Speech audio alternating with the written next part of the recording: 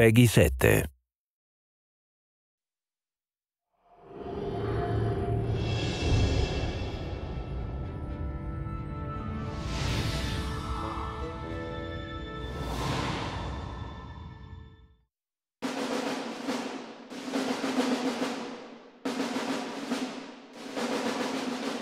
Disneyland is kind of the foundation for everything in the game. Finding a place that everyone knows, everyone understands, everyone has been to and has feelings about, that was really important to me, that we sort of suck people in with the familiar and then sort of turn everything upside down.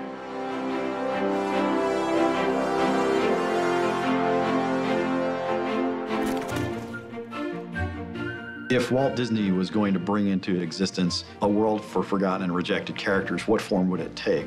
It's going to be his fondest dream, which is to build this park where adults and kids can experience joy together and where his characters, his creations, can live forever.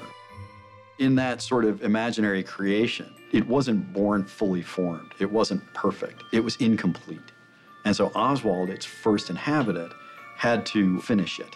He sort of has a sense that there's this thing out there, this park, this beautiful place, a place of magic. And so he's trying to recreate it as best he can, but he's never seen it. He's got old photographs and blueprints and stuff to work from. So this was essentially taking that same aspect of the cartoon characters who are forgotten or rejected and applying it to Disneyland. So rides that are rejected, animatronics that are rejected, shops that are rejected, pretty much anything that was in Disneyland or was even considered for Disneyland ended up becoming part of Wasteland. Disneyland has a lot to teach game designers. It's pretty incredible.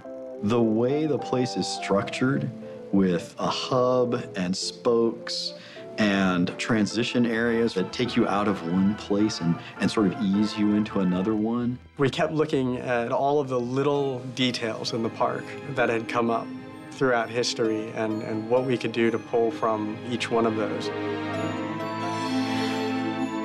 Tomorrowland itself provided us a lot of inspiration for things that had been taken out and replaced. For a majority of the Tomorrowland Beetleworks characters, they've got elements of Tomorrowland from the theme parks in there.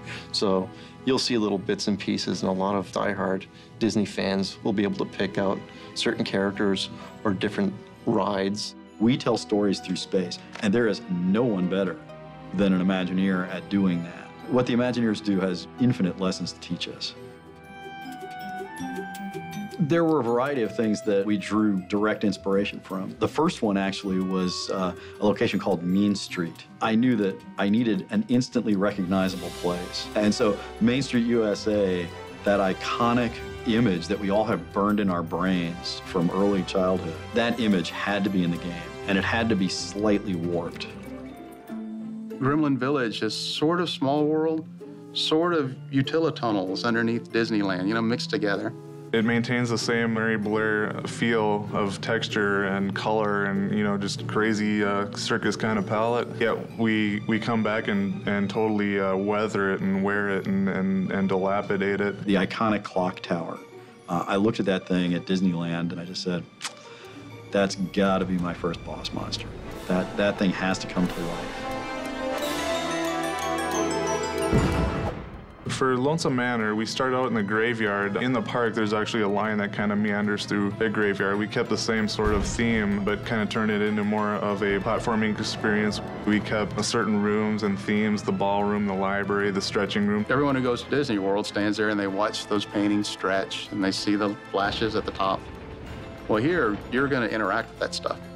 We wanted to hint, at the real place, at the real Disney, but from there we could veer off and make it as dark or crazy as we wanted it to be, which was really fun. It really kind of falls into this world of Wasteland being something that people can identify with and feel very familiar and comfortable, but at the same time, it doesn't quite match up to reality, and of course that's as intended.